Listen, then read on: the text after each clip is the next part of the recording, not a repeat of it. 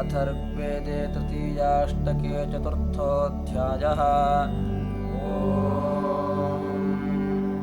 नतामिनन्ति मायिनो न धीराः व्रता देवानां प्रथमा ध्रुवाणि न रोदसी अद्रुहाः वेद्याभिर्नपर्वतानि न मेतस्थिवांसाः षट्भाराम् एको अचरन् बिभर्त्यतम् वरसिष्ठमुपगाम आगूः तिस्रो महीरुपरास्तस्थुरत्यागुहा द्वे निहिते दर्श्येकाः त्रिपादस्यो वृषभो विश्वरूप उत त्रिधा पुरुधः प्रजावान् त्र्यनीकः पद्यते माहिना वान्सरेतोधा वृषभः शश्वतीनाम् अपीक आसाम् पदवीरभोज्यादित्यानामह्वे चारुनाम आपश्चिदस्मा अरमन्तदेवीः पृथक्कृजन्देः परिषीमवृञ्जन् त्रिशतस्थाः सिन्धवस्त्रिः कवीनामुदत्रिमाता विदथेषु सम्राट् ऋतावलीर्योषणास्तिस्रो अभ्यास्त्रिरादिवो विदथे पद्यमानाः त्रिरादिवः सवितर्वार्याणि दिवे दिवासु अत्रिर्नो अह्नाः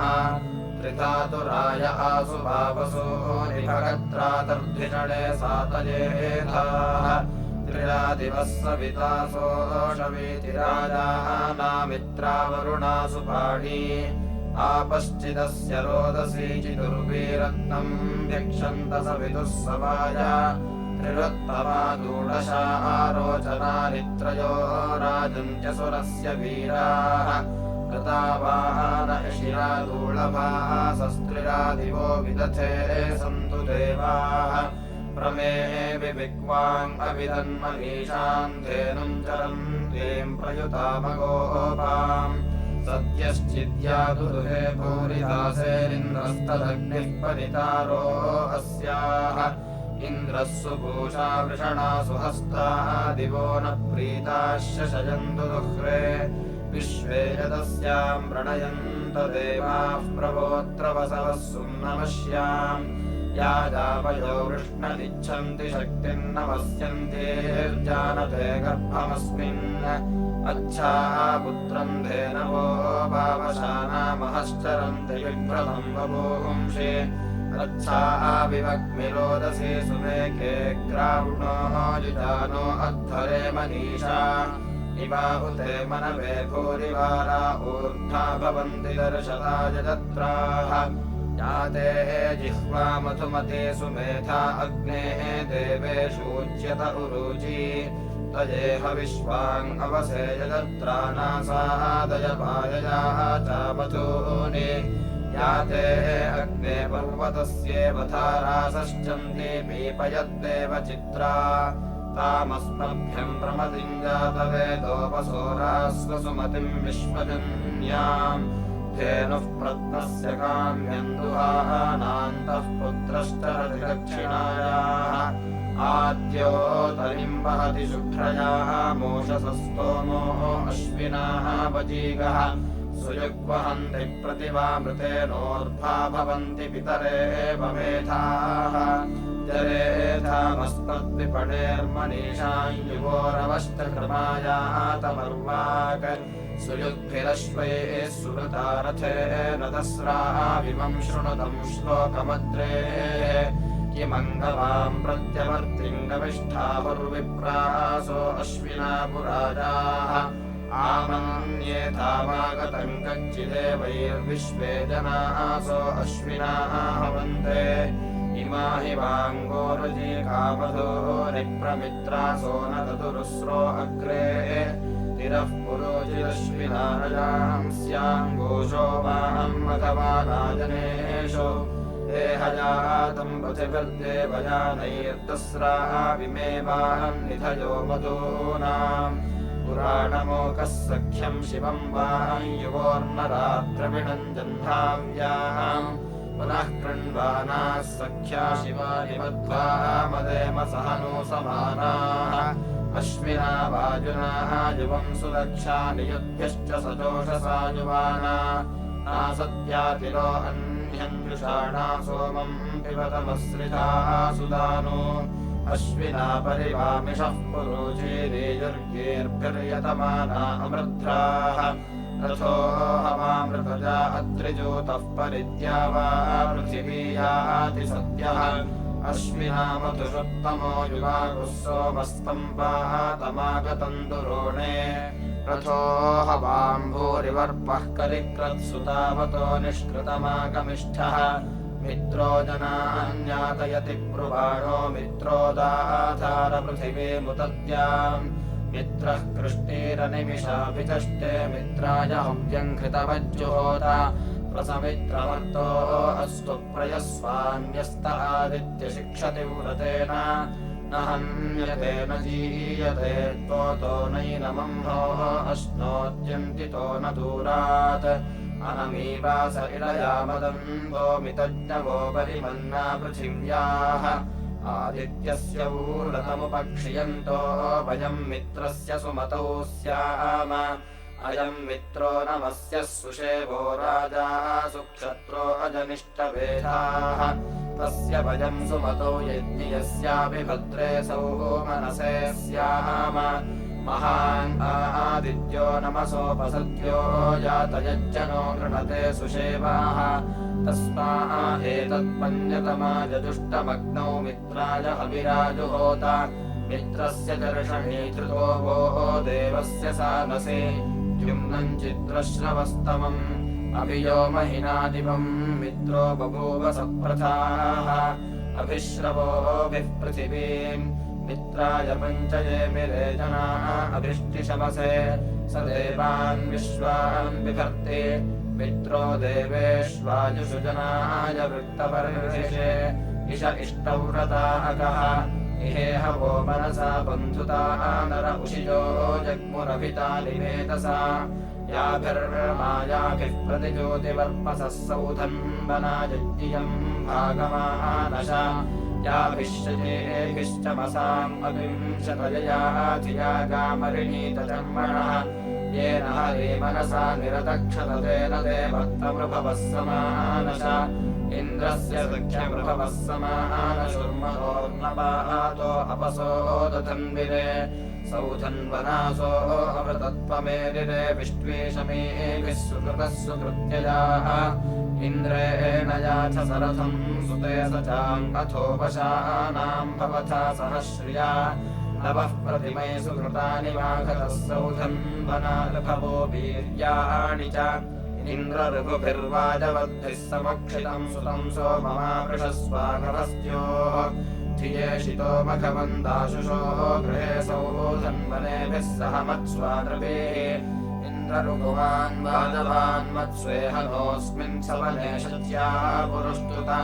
इमानि तुभ्यम् स्वसराणि ये मिरे व्रता देवानाम् मनुषश्च धर्मभिः इन्द्रऋभुभिर्वाजिभिर्वाजयन् इह स्तोमञ्जलितुर्भयाहि यज्ञियम् चतङ्गेतेभिर्षिरेभिराजवे सहस्रणीथो अध्वरस्य होमनि उषो वाजेन वाजिनिप्रचेतास्तोमञ्जुषस्व गृणतो मघोनि पुराणी देवि युवतिः पुरम् धिरनुव्रतम् चलसि विश्ववारे उषो देव्यमर्त्या विभाहि चन्द्ररथा सुमृता ईरयन्ति आत्वा वहन्तु सुयमासो अश्वा हिरण्यवर्णाम् पृथुपादसो ये उषः प्रतीची भुवनानि विश्वोर्ध्वातिष्ठस्य मृतस्य केतुः समानमर्थम् चरणीयमाना चक्रमिवनम् यस्यावमृत्स्व अवस्योमेव चिन्वते मखोऽन्युषायाति स्वसरस्य पत्नी स्वार्जन्ति सुभगाः सुतम् सा आन्ताः दिवः पप्रथः पृथिव्याः अच्छावो देवीमुषसम् विभातीम् रमो भरद्धम् नमसा सुवृत्तिम् ऊर्ध्वम् मधुता दिविपायो अश्रेत्प्ररोचनारुरुचेरण्वसन्दृग वृतावरे दिवो अर्कैरवोऽध्या रेवती रोदसे चित्रमस्थात् आयते मग्न उषसम् विभातेम् वाममेः छिद्रविणम् भिक्षमाणः ऋतस्य बुद्ध उषसामिषण्यन्वृषा मही रोदसी आविवेश मही मित्रस्य वरुणस्य माया चन्द्रेव भानुम् विदधे पुरुत्रा इमा उवां गमयो मन्यमाना युवावतेन तुज्याः अभूवन् वा अद्यदिन्द्रावरुणायशो वाह्येन स्मासिनम् भरतः सखिभ्यः अयमुवां पुरुतमो रयीयञ्छश्वत्तममवसेजोहवीति सदोषादिन्द्रावरुणा मरुद्भिर्दिवा पृथिव्या शृणुतम् हवम् मे अस्मे तदिन्द्रावरुणा वसुष्यादस्मे रयिर्मरुतः सर्ववीरः अस्मान्वरोत्रेः शरणैरवन्तस्मान्होत्रा भारती दक्षिणाभिः बृहस्पते जुषस्वनो हव्यानि विश्वदेव्या रास्वरत्नानि दाशुषे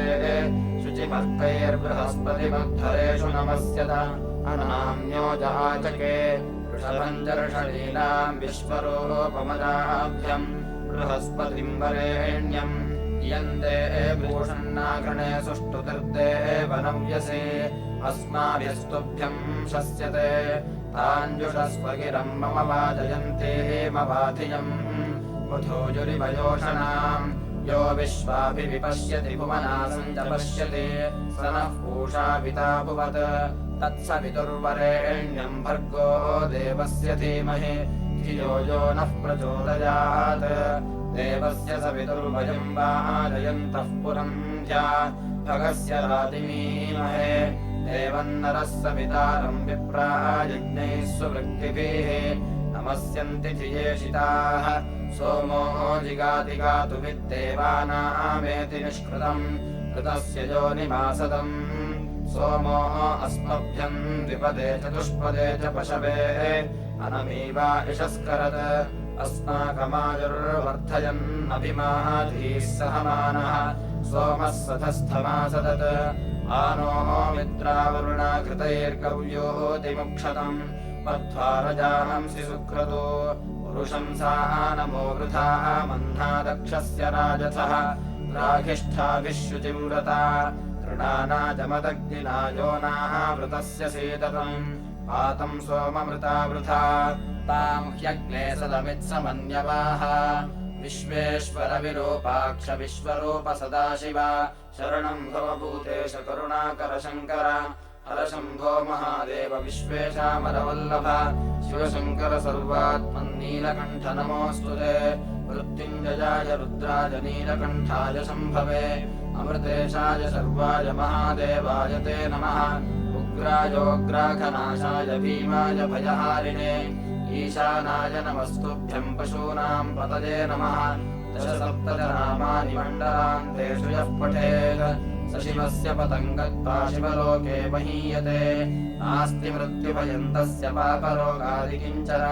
यज्ञेशाच्युत गोविन्द माधवानन्दकेशव कृष्ण विष्णो ऋषिकेश वासुदेव नमोऽस्तु ते कृष्णाय गोपीनाथाय चक्रिणे मुरलीरिणे रुक्मिणीशाय गोपाय गोविन्दाय नमो नमः साक्षान्मूलप्रमाणाय विष्णोरमिततेजसे आद्याय सर्ववेदानाम् ऋग्वेदाय नमो नमः हरिहर शिवशङ्कर वामन वासुदेव विरामस्तावत् विश्वेश्वराय नमः हरिः ओम् श्रीगुरुभ्यो नमः हरिः ओम्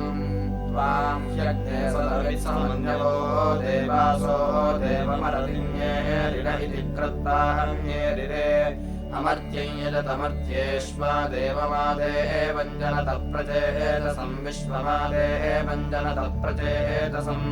सभ्रातरम् वरुणमग्नामवृत्स्वदेवाम् अच्छाः सुमते यज्ञवनसम् ज्येष्ठै यज्ञवनसम् कृतावानमादित्यम् चर्षणे धृतम् राजानम् चर्षणे धृतम् सखे सखायमभ्याववृत्स्वाशुन्नचक्रम् वृध्ये वरम् ह्यास्तभ्यन्दस्मरम् ह्याः अग्ने वृणीको वरुणे सचाभिलो मरुत्सु विश्वभानुषो तोकाय तुजेषु शुचानशङ्कृध्यस्तभ्यन्दस्मशङ्कृते त्वन्नो अग्ने वरुणस्य विद्वान् देवस्य हेडोपजासि श्रेष्ठाः यजिष्ठो वह्नितमश्रोषुजानो विश्वाद्वेषांसि प्रममुख्यस्मत् सत्त्वन्नो अग्ने ममो भवोतेनेदिष्ठो अस्या उषसोऽभ्युष्टौ अवयक्ष्मनो वरुणम् मृणाणो वीहि मृळीकम् सुहवो न एते अस्य श्रेष्ठाः सुभगस्य संदृग्देवस्य चित्रतमामर्त्येषु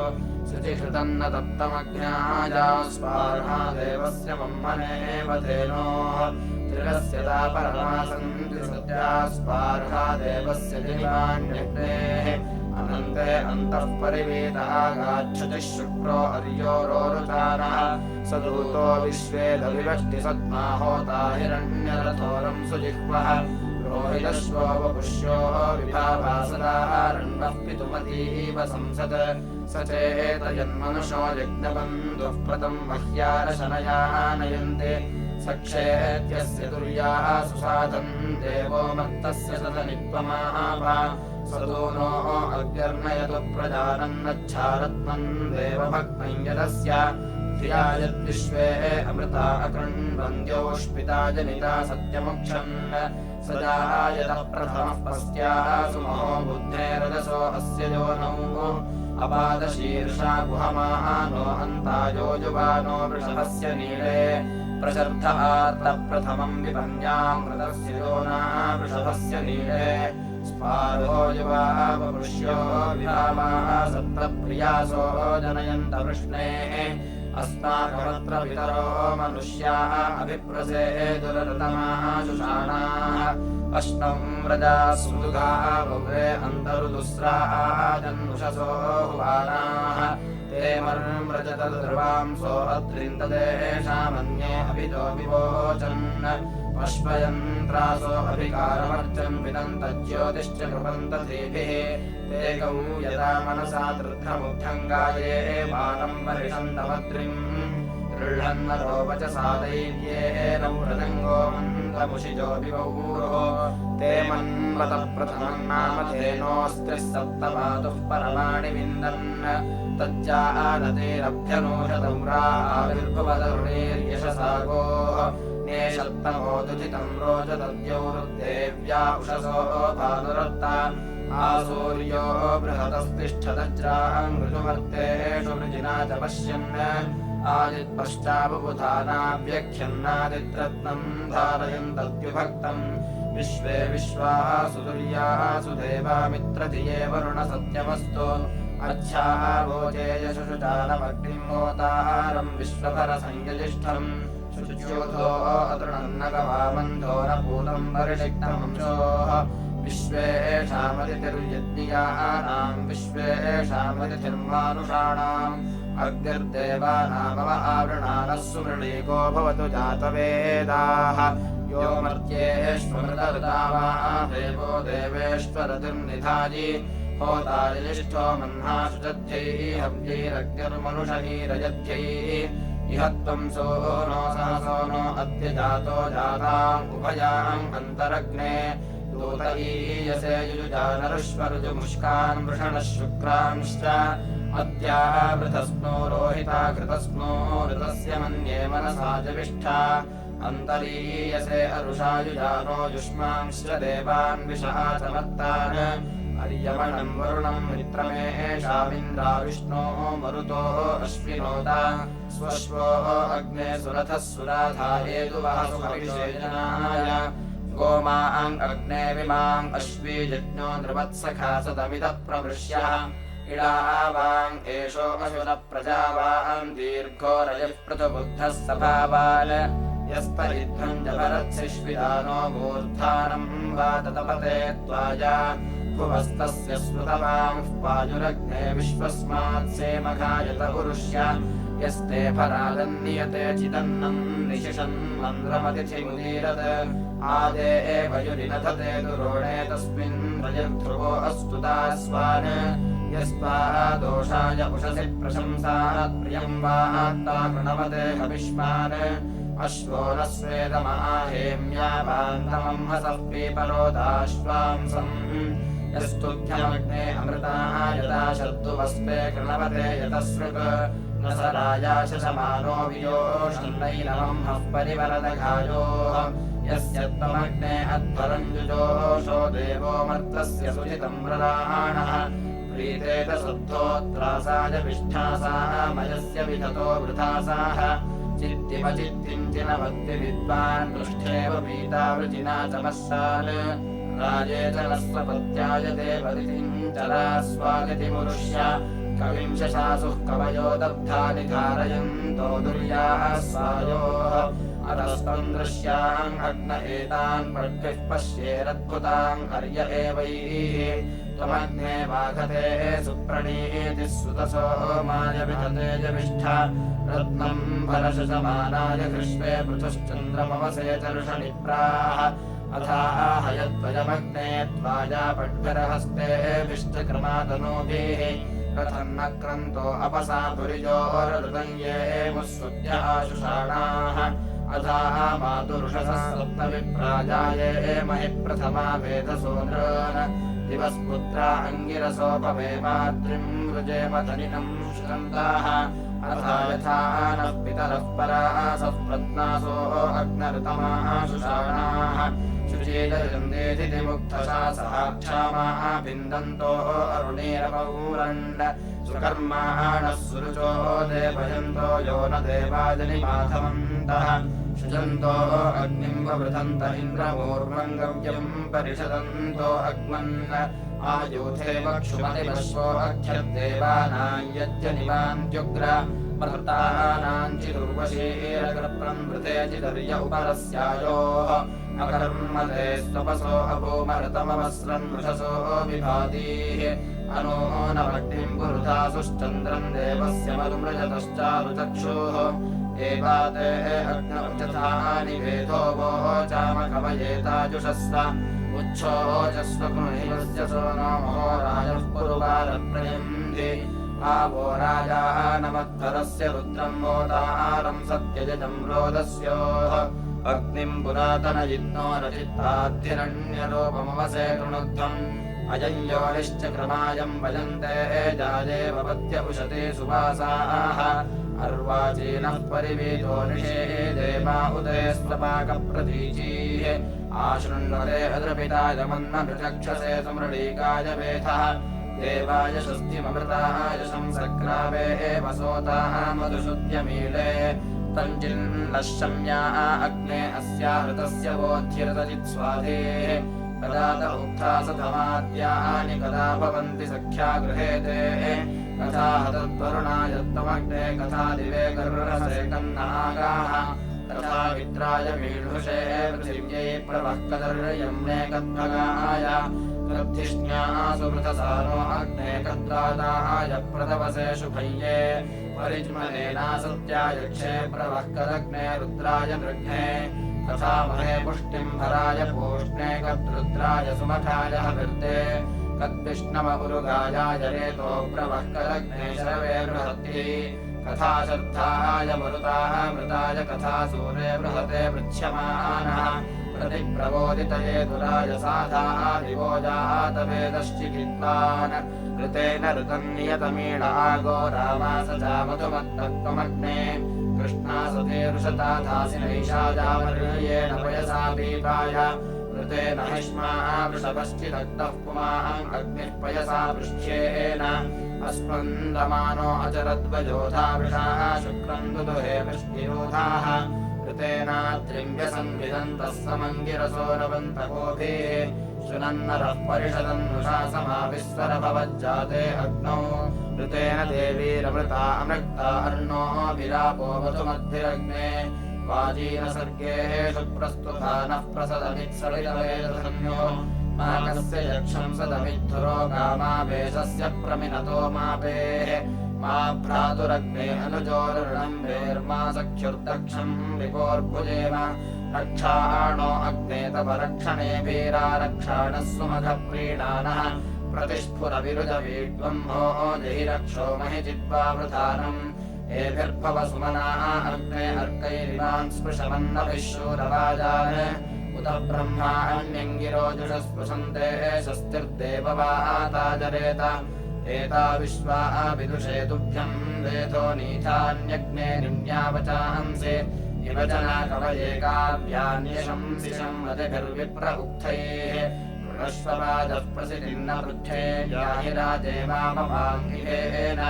दृश्वेमनुप्रसिद्धिन्द्रोणानोऽस्मासि विद्यरक्षसस्तविष्ठैः तव भ्रमास आशुया पतन्त्यनुस्पृशतशताशोऽशुचानः तपोंष्यग्ने जुह्वाः पतङ्गानसन्दितो विसृज विश्वगुल्काः प्रतिस्पशो विसृजतोर्नितमो भवाः पायुर्विशो अस्या अदब्धः यो नो दूरे अकशं सोयो अन्त्यग्ने माकिष्टे व्यथिरादधर्षेत् उदग्ने तिष्ठत्प्रत्यादनुष्वन्या अमित्राङ्घोषताद्दिग्महेते यो नो अरातिं समिधानचक्रे नीचातं धक्ष्यत सन्नशुष्कम् ऊर्ध्वो भव प्रतिविद्याध्यस्मदाविष्णुष्वदैव्याहन्यग्ने अवस्थिरातनुहियातुजूनाञ्जामिमजामिं वृणीहि शत्रून् स ते जानाति सुमतीयविष्ठय एव ते ब्रह्मणे गातुमैरत् विश्वान्यस्मै सुदिनानिरायोद्युम्नान्यर्यो विदुरो अभिद्यौत् सेदग्ने अस्तु सुभगः सुदानुर्यस्त्वानित्येन हविषाय उक्थैः विप्रेषति स्व आयुषि दुरोणे विश्वे तस्मै सुदिना सासदिष्टिः अर्चामिते सुमतिङ्गोश्यर्वात्सन्ते मावाताः जरतामियङ्गेः स्वश्वास्ता सुरथाः वर्जयेमास्मे क्षत्राणि धारयेरनुद्योन इह त्वा भूर्याचरेतु पद्मम् दोषावस्तर्दे दिवां समनुद्योन क्रीडन्तस्त्वा सुमनसः सपेमाभिद्युम्नातस्थिवां सोजनानाम् यस्तास्वश्वः सुहिरण्यो अग्न उपयाति वसुमतार्थेन तस्य त्राता भवसि तस्य सखायस्थादिच्छमानुषज्जुजोषत् महोरुजामि बन्धुतावचोभिस्तन्माः पितुर्गोतमादन्विजाय तन्नो अस्य वचसश्चिकिद्ध्योदर्हृयविष्ठसुक्रतोदमोनाः अस्वप्नदस्तरणयः सुषेवा अतन्द्रासो मृगा अश्रमिष्ठाः ते पायवः सध्र्यञ्चो निषद्याग्ने तवनः पान्तमूरा ये पायवो मामतेजन्ते अग्ने पश्यन्तो अन्धम् दुरितादरक्षन् प्ररक्षतान् सुकृतो विश्ववेदादिप्सन्त इद्रिमगो नाहदेभुः त्वया वयं सधन्या अस्कोतास्तव प्रणीत्यश्यामवाजान् उभाशंसासूदय सत्यता तेऽनुष्ठुया कृणुह्यह्रयाण अयाते अग्ने समिधाः विधेम प्रतिस्तोमं शस्यमानङ्गृभाय दहाशसो रक्षसः पाह्या अस्मान् द्रुहो निदो मित्रमहो अवद्यात् इति तृतीयाष्टके चतुर्थोऽध्यायः।